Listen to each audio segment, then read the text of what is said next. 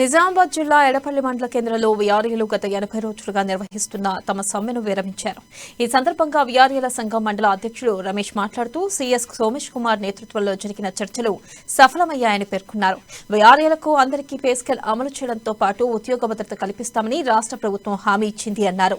మునుగోడు ఉప ఎన్నికల తర్వాత ప్రభుత్వం జీవో జారీ చేస్తుందని తెలిపారు. తమ సమస్యలను రాష్ట్ర ప్రభుత్వం పరిష్కరిస్తుందని హామీ ఇవ్వడంతో తిరిగి విధుల్లో చేరుతారని తెలిపారు.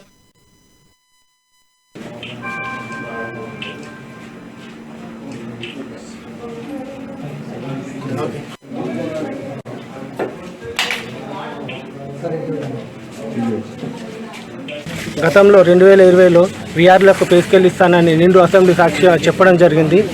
దాన్ని అమలు చేయాలని మా రాష్ట్ర జేఏసీ పిలుపు మేరకు నిన్నటికి 80 రోజులుగా నిరవధిక సమ్మె చేస్తున్నాము. గత నెల 13వ తారీఖు అసెంబ్లీ ముట్టడి చేయడం జరిగింది. గౌరవ మంత్రివర్యులు పిలిపించి మీకు చేశాను, నాకు కొద్దిగా టైం ఇవ్వండి అని చెప్పడం జరిగింది. అది మళ్ళీ తర్వాత 20 తారీఖు అపాయింట్మెంట్ ఇచ్చి మా సమస్యలను సానుకూలంగా స్పందించి నాకు కొంచెం టైం కాలయాపన చేయకూరి, మీరు విధుల్లో చేరండి, కొంచెం టైం ఇవ్వండి, నేను చేశాను అని చెప్పడం జరిగింది. మేము జీవో ఇస్తేనే సమ్మె విరమిస్తామని మేము చెప్పడం జరిగింది.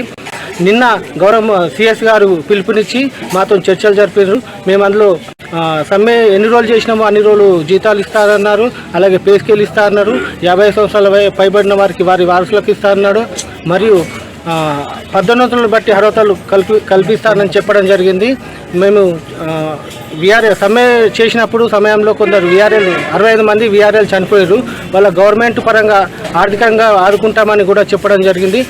గౌరవ ముఖ్యమంత్రి గారికి, కేటీఆర్ గారికి, అలాగే సిఎస్ గారికి మేము విన్నపించుకున్నాము. మా సమస్యలు సానుకూలంగా స్పందించి వచ్చే నెల 7వ తారీఖు మునుగోడు ఉంది కాబట్టి ఎలక్షన్ కోడ్ ఉంది, వచ్చే నెల 7వ తారీఖు మీ పే స్కేల్ జీవో ఇస్తానని చెప్పడం జరిగింది.